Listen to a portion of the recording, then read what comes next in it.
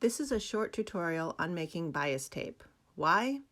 It's official. We can definitely help with flattening the curve by wearing and then washing our own masks, but the general public can get what we need from reasonable home-sewn masks.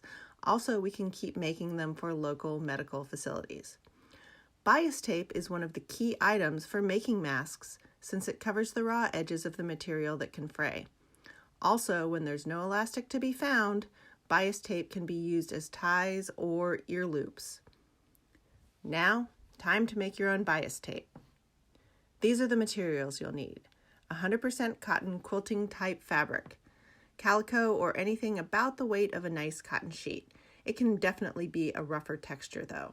You'll need a cutting mat, a long ruler, and a rotary cutter. This can be done with scissors. If you do, feel free to draw lines on the fabric with a ballpoint pen.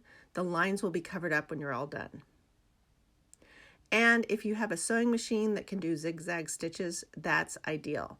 Bias tape stretches, so regular straight stitches can tear out if the bias tape is being used as ribbons or ties. Definitely wash your fabric using hot water and high heat to shrink it as much as it's going to shrink.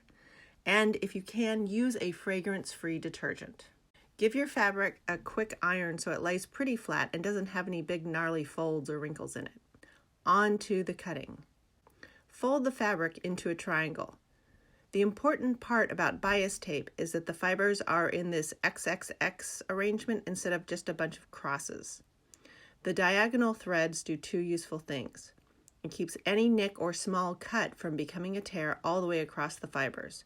In the crosses configuration, a tear develops because single threads pop apart and open up a straight tear. The X's conformation means any cut runs into a mess of threads and a straight tear can't continue. The X's arrangement also makes the tape really flexible and it can bend nicely around corners. The straight up and down arrangement of the crosses means it can't really bend and will just fold. Okay, once you have your fabric folded into triangles, and stacking the triangles is fine if you just want to cut a lot to save time, line up the long side of the triangle, hypotenuse for homeschooling purposes, we're working with a right triangle, along the bottom line. Start cutting 2-inch strips perpendicular to the base. If you want to go ahead and cut 2.5-inch strips, this is fine and it'll give you a little bit more to work with. Folding, ironing, and optional sewing. Heat up your iron, set it on the steam setting, and get ready to go. First, use the iron to fold all the strips in half. Open it back up and fold one edge into the ironed middle. Move along, find your way of working, and work fast. Your fingers may get a little hot, a little shot of steam, but just move them out of the way, put them back, keep going.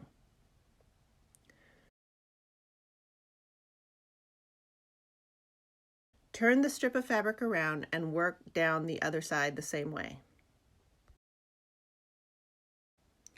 When you're all done, fold the strip in half along that original line and iron it back down. There may be a little bit of wonkiness along the way, but that's fine. It'll still do its job, and hey, you've made your own bias tape. The more you do it, the better you'll get at it. This bias tape can be used to make masks and can be used as ribbons where you need to have ties. If you are sewing over bias tape to close it up so it can be used as a ribbon you'll be pulling on, like a tie for a scrub cap, go ahead and sew it closed using a zigzag stitch. If you use a regular straight stitch, the stretch of the tape will possibly break the stitches. If you're going to be using it on the edges and ear loops of a mask, a straight stitch is fine. All right, that's it. Good luck. Go for it.